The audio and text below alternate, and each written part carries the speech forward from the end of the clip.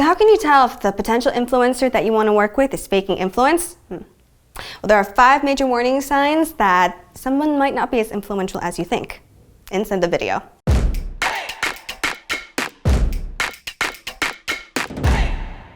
Hey, it's Chia from Brand24, and today I want to talk about influencer marketing and how to spot fake social media influencers.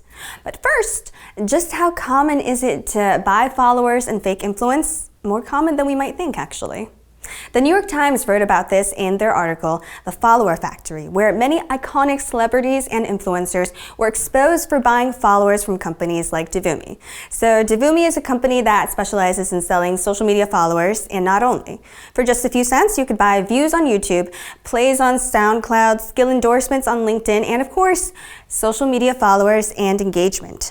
Before they shut down back in August, Devumi had been providing services to a lot of high-profile clients, including actors, supermodels, athletes, and social media influencers. In some cases, these were direct clients, and in other cases, they were purchased through their agents, employees, or friends and family. So it might not seem like such a big deal. Like, apart from being just a little embarrassing, is it really that bad to buy followers, especially if nobody's getting hurt? Well, actually, buying followers and engagement can cause a lot of damage.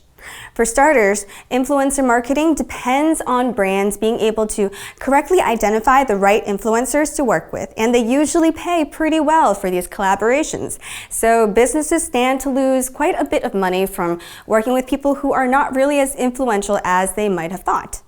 And then there's also the case of stolen identity. When companies like Devumi sell followers, they're often selling interactions from fake accounts based on the identities of real people, including minors. And once these fake accounts are sold, they can be used to promote anything on the internet, even pornographic sites or really extreme political views. This is why in a recent groundbreaking court case, buying and selling followers and likes was ruled illegal in the US, making it virtually impossible for companies like Devumi to operate. They were actually forced to shut down in August due to all the massive negative publicity they received from the expose in the New York Times, but not before first generating around $15 million in revenue from selling fake followers and social media engagement. Apparently, the services that they offered were really high in demand, making it all the more important for brands and companies to be able to identify real influencers who have really engaged followers instead of a bunch of bots. So in the last video, there's a link to it right there. We talked about how to find the right social media influencers to work with your brand. It begins with tracking the most relevant metrics to identify the best candidates, and then looking at their content and the followers they attract. But there is one more really important side of this to consider: how to identify signs of fake influence to avoid losing money on fake social media influencers. Today, I'll go over 5 major warning signs that the social media influencer you're thinking of working with may be faking influence. So, the first sign of fake influence is if their engagement rates are way out of proportion to their number of followers. According to the results of a big survey from Markerly, reaching approximately 2 million social media influencers, the average ratio of engagement for any social media account is between 1 to 5% of its total number of followers. So if your potential influencer has engagement rates that are either a lot higher or a lot lower, keep going down the rest of this checklist.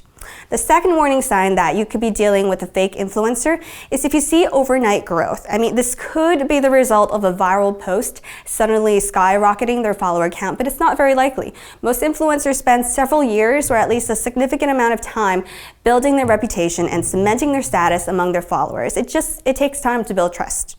You can use a tool like Social Blade to track an influencer's growth in followers over time and see if there are any signs of suspicious activity.